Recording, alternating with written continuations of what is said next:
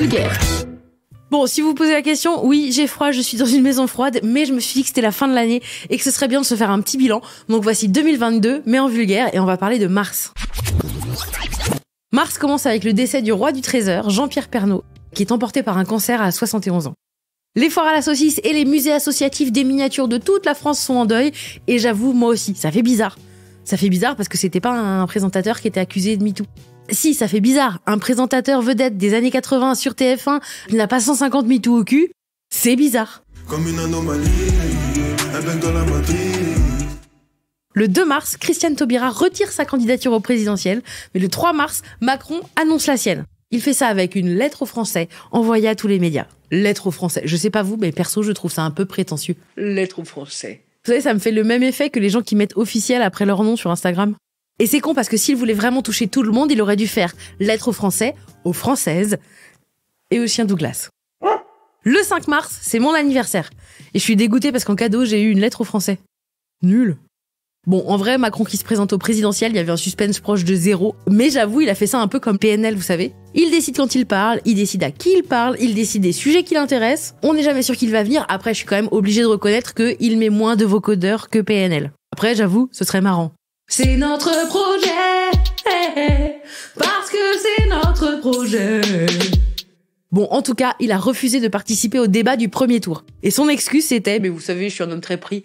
Ah, parce que Mélenchon, il est pas pris, peut-être. Et Jadot, il est pas sous l'eau. Et Jean Lassalle, il est pas sous l'eau. Non, pardon, excusez-moi.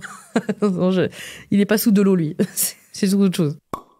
Bon, surtout qu'il fait le malin, Macron, mais on est quand même le mois du scandale de l'affaire McKinsey. En gros, en mars, il y a eu un rapport du Sénat sur la dépendance de l'Élysée au cabinet de conseil. Et notamment à McKinsey, un cabinet états-unien. En gros, l'État donne de la thune à des cabinets de conseil pour qu'ils réalisent des rapports qui n'arrivent jamais. Alors, des rapports qui n'arrivent jamais, on dirait que je parle de ma vie sexuelle, mais non. Moi, tu me donnes 1 million, je peux te dire que le rapport, tu l'as sur ton bureau direct. Ou sur ton lit. Ou dans l'entrée de matinée, enfin, en gros, où tu veux, quoi. Bon, mais sous prétexte que c'est la guerre en Ukraine, bon, il est débordé, Manu, il peut pas venir. J'ai pas ton temps. J'ai pas ton temps.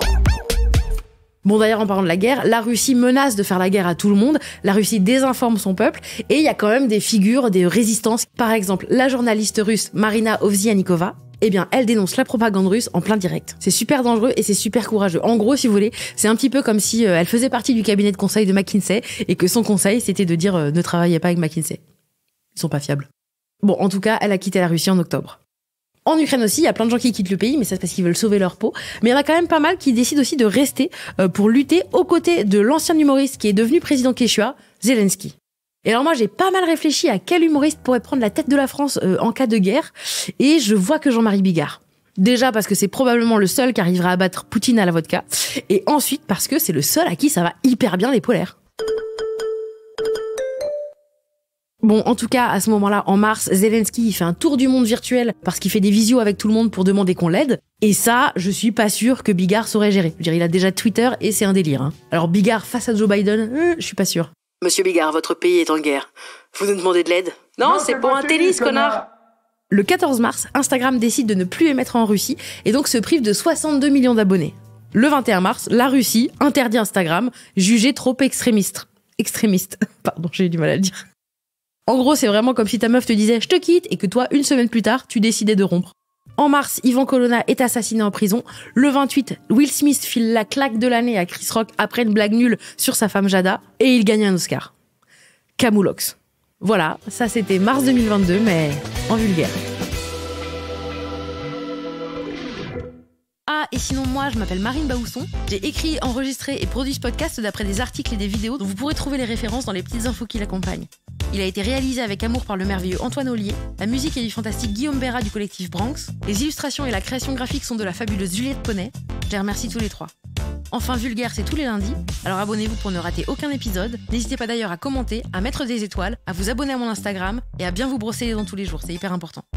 Gros bisous et merci.